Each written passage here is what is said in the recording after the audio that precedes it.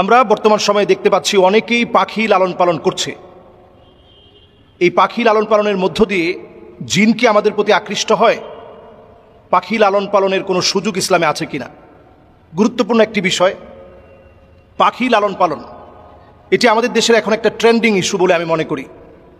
আপনারা দেখবেন যে এখন পাখিদেরকে খুব সুন্দর করে ছোটবেলা থেকেই লালন পালন করা হয় এবং প্রত্যেকটা পাখিকে ছোটবেলা থেকে ট্রেনিং বিল্ড আপ করানো হয়। ঘুমাতে হবে কিভাবে, বাচ্চাদের সাথে কিভাবে খেলাধুলা করতে হবে। তো এই পাখিগুলো লালন পালন করা, এটার সুযোগ শরীয়তে আছে কিনা? হ্যাঁ, নবীজি সাল্লাল্লাহু আলাইহি ওয়াসাল্লাম একজন সাহাবীকে জিজ্ঞাসা করলেন, ইয়া উমাইর মা ফাআলান নুগাইর। উমাইর রাদিয়াল্লাহু তাআলা আনহুর একটা ছোট্ট পাখি ছিল, নাম ছিল নুগাইর। তো নুগাইর নামক পাখিটা, তার ব্যাপারে নবীজি সাল্লাল্লাহু আলাইহি ওয়াসাল্লাম জানতে চাইলেন, ইয়া উমাইর মা ফাআলান নুগাইর, নুগাইর নামক পাখিটার খবর কি? তো আমরা এই জন্য বর্তমানে যে সমস্ত পাখিগুলো রয়েছে লালন পালন করা যেতে পারে, যে সমস্ত পাখি কথা বলতে পারে, তাদেরকে ট্রেনিং বিল্ড আপ করিয়ে আরও বেশি সুন্দর সুন্দর কথা শেখানো। ছোট ছোট বাচ্চারা মোবাইলের প্রতি যেভাবে আসক্তি এখন বেড়ে গিয়েছে, মোবাইলের প্রতি যেভাবে আসক্ত হয়ে পড়েছে, এটা থেকে দূরে রাখার জন্য এ জাতীয় পাখি লালন পালন করা যেতে পারে। এক্ষেত্রে আমরা অনেকেই মনে করে থাকি যে পাখি এটা জিনদের খুব প্রিয় হওয়ার কারণে জিনেরা যে কোনো মুহূর্তে পাখির মধ্যে আকৃষ্ট হতে পারে, ফলশ্রুতিতে এটা আমার জন্য ক্ষতির কারণ হতে পারে। বিষয়টা আসলে মোটেও এমন না। নবীজি সাল্লাল্লাহু আলাইহি সাল্লাম আমাদেরকে অনুমতি দিয়েছেন পাখি লালন পালন করার। তবে হ্যাঁ, যেই পাখিটা বনে সুন্দর তাকে বনে ছেড়ে রাখতে হবে।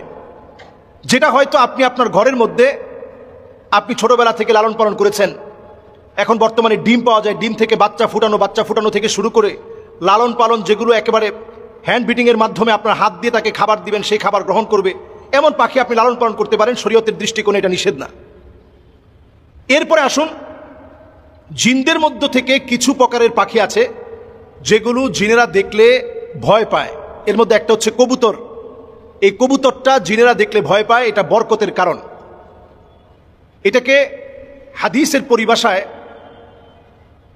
মুরগি জাতীয় যত রকমের আমাদের আশপাশে যেগুলো আমরা লালন পালন করি, আমাদের বাচ্চারা খেলাধুলা করে, এই জাতীয় যতগুলো পাখি আছে, এই পাখিগুলো যদি আমরা লালন পালন করি, টিয়া পাখি হতে পারে, লাভবার্ড হতে পারে, এগুলো যদি আমরা পালন করি, কাকাতুয়া হতে পারে। এখন দেখবেন অনেক রকমের পাখি রয়েছে, অনেক প্রজাতির পাখি। পাখির হাট বসে এখন বিভিন্ন জায়গায়, যেগুলোর লাইসেন্স করা আছে, তারা যে কথা বলতে পারে সেগুলোর লাইসেন্স আছে। এই জাতীয় পাখিগুলো লালন পালনের মধ্য দিয়ে এতে কোনো গুনাহ নেই, বরং আমরা আমাদের বাচ্চাদেরকে মোবাইলের আসক্তি থেকে ফিরানোর জন্য এ জাতীয় পাখি আমরা লালন পালন করতে পারি। এতে গুনাহের কোনো কারণ থাকবে না, বরং এটা সওয়াবের কারণ হবে। যদি তাদের সাথে আপনি সুন্দর আচরণ করেন, ভালোভাবে খাবার দেন, তাদেরকে ট্রেনিং দিয়ে যদি আপনি কথাবার্তা শিখান, এবং আপনার চারপাশে আপনি এই বাচ্চাগুলোকে দেখবেন অনেক সময় আপনার কাঁধে, আপনার হাতে বাচ্চারা ঘোরাঘুরি করে। এই পাখির ছানা যদি আপনার হাতে, আপনার কাঁধে যদি ঘোরাফেরা করে, আপনার কাছে ভালো লাগবে, ভালো ফিল হবে। এটা ইসলাম কোনোভাবেই নিষিদ্ধ করে না। আল্লাহ তাআলা আমাদেরকে বোঝার তৌফিক দান করুক। আসসালামু আলাইকুম ওয়া রাহমাতুল্লাহি ওয়া বারাকাতুহু।